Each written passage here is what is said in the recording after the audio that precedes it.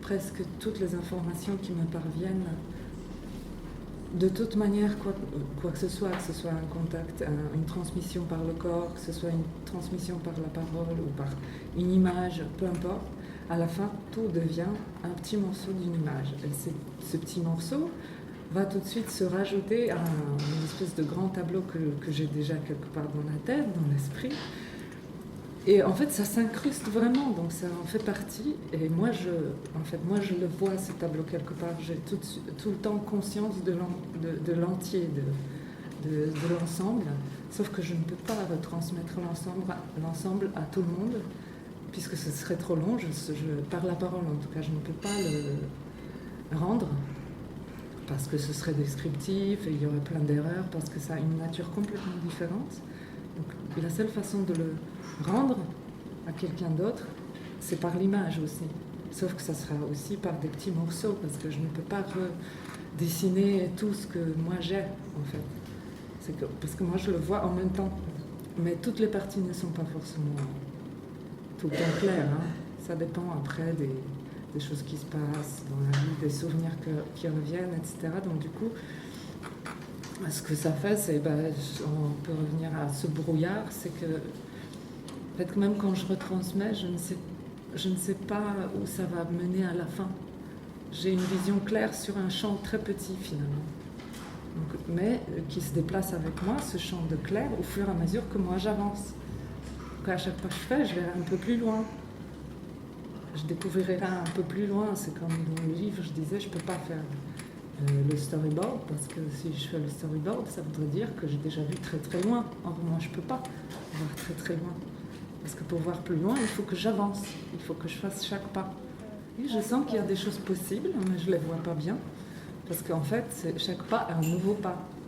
À chaque pas, à chaque trait, je découvrais un nouveau mot, on va dire. Parce qu'on ne peut pas, en réalité, si on y réfléchit, on ne peut pas faire 2 fois le même trait. C'est impossible. Parce que chaque trait va être différent. C'est comme quelque part dans le langage de l'image, je crée à chaque fois le nouveau mot. Sauf qu'il y a plein de mots derrière qui reviennent dans le brouillard, que j'oublie. Donc ça se déplace. C'est pour ça qu'il y avait cette idée d'ambulation, que je marche tout le temps en fait. Et le langage se crée et se décrée derrière. Je pense que ça m'active des choses que j'ai déjà en moi, justement. Quand ça commence à m'activer, parce qu'on ne peut pas échapper à... Enfin, moi, je dis que la pensée et la parole, c'est quelque chose qui évolue dans le champ du connu. Tout ça, c'est le champ du connu. Donc, quand je lis un texte, ça va m'activer forcément quelque chose que j'ai déjà. Ça va juste bouger quelques zones et voilà, il y aura quelque chose qui commencera à monter, il y aura des images qui vont apparaître et c'est comme ça que ça se passe en fait. Comme si une lumière venait d'un coup illuminer une partie de ce tableau géant que j'ai quelque part en moi, des parties que je n'ai pas vues depuis très longtemps. Et d'un coup ça s'active. D'un coup c'est éclairé, donc je vais regarder cette partie plus que ça, alors que je ne me rends pas compte que j'ai ça, mais c'est là. Et je sais pas si c'est de l'inspiration, je pense que c'est une sorte de révélation de ces zones qu'on a de toute manière. Vraiment les premiers souvenirs que j'ai de transmission étaient vraiment sans aucune parole. Donc j'ai évolué dans un monde de silence plutôt, avec toutes les personnes qui m'entouraient. C'était un endroit assez dur finalement. Le monde des paysans est un monde assez dur, les gens ne se parlent pas beaucoup. En fait, ils font.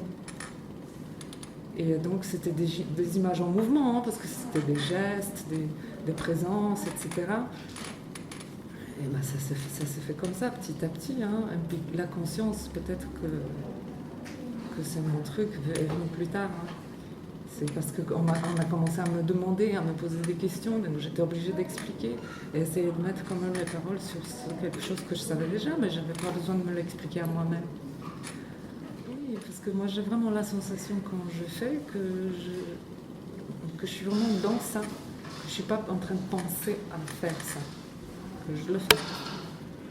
Je me sens souvent comme si, quand je commence à faire le livre, c'est comme un petit peu genre... Mon grand-père qui partait labourer son champ, il devait le faire, point c'est tout. Il y allait, il le faisait, il ne se posait pas de questions, il ne réfléchissait pas comment, dans quel sens je vais aller, machin, enfin. Il allait, il le faisait, il rentrait. Je théorise pas là, c'est vraiment que ça se passe comme ça, j'ai cette sensation et c'est très, comment dire, c'est très... pour moi c'est un soulagement aussi parce que justement cette espèce de... Je ne me pose pas de questions, donc je ne suis pas dans le doute, je ne suis pas dans un conflit en train de réfléchir qu'est-ce que je fais, ça, je ne suis pas dans le doute, je suis dans quelque chose qui est pour moi... il n'y a pas de questions à se poser, je le fais. J'ai parlé de mon grand-père, mais j'ai pas parlé de ma grand-mère, mais elle c'était clairement un personnage à part. Qui, elle était très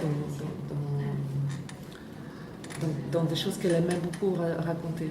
Elle nous a conté des petits chaperons rouges, plein de choses comme ça, mais en même temps elle inventait aussi parce que ça lui plaisait d'inventer des choses. Elle adorait raconter des histoires qui font peur parce qu'elle aimait beaucoup notre réaction, elle aimait beaucoup voir nos visages quand on avait super peur. Alors elle a inventé plein d'histoires sur des fantômes qui circulent dans le village, qu'il ne faut pas leur parler parce qu'ils sont leur parle, etc. Moi j'étais terrifiée à un moment donné de ça, parce que j'y croyais. Parce qu'elle avait une manière de le raconter que tu finissais par te dire, on ne sait jamais, hein. Si je sors là alors qu'il fait nuit...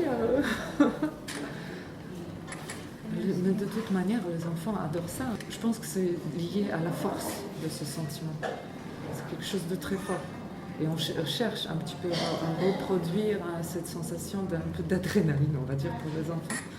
De se mettre un petit peu en danger, mais en même temps, là, on est en sécurité avec le conte. C'est très bien que ça fait un peu peur, mais on est en sécurité parce qu'on le lit là. C'est dans ce cadre-là. Moi, je ne sais pas trop ce qui est bien ou pas bien pour les enfants, ça je ne prétends pas le savoir, mais je vois juste que moi, enfant, j'adorais ces histoires. Et je vois par exemple mes enfants, ce qu'ils cherchaient aussi, comment brillaient leurs yeux quand il y avait quelque chose qui faisait un petit peu peur, mais en même temps, ils étaient quand même bien en sécurité à la maison. C'est juste une observation, c'est pas du tout, je théorise pas, je ne sais pas comment ça devrait être. Moi, enfant, quand on nous proposait des livres un peu que je trouvais justement trop pour enfants, trop édulcorés, trop comme ça, je me disais, mais ils me prennent pour une fille stupide ou c'est quoi le problème là? Pourquoi on me propose ça? Je me sentais offensée. Comment? Étant enfant. Moi, je pense que beaucoup d'enfants sont frustrés par l'école parce qu'ils sont freinés dans les centres d'intérêt qu'ils peuvent avoir pour quelque chose. Aussi par le fait qu'il y a des leçons séparées. Par exemple, on fait une heure de français, une heure de maths, une heure d'histoire géo. À chaque fois, on est obligé de s'arrêter et passer à autre chose. Alors c'est déjà une frustration parce que si quelqu'un adore la littérature, peut-être qu'il aimerait bien faire toute la journée que la littérature. Alors que non, on lui dit qu'il est obligé de passer à autre chose et se couper tout le temps dans l'élan. Donc je pense qu'on peut se sentir très mal. C'est vraiment le corps, parce que moi je parlais de la main.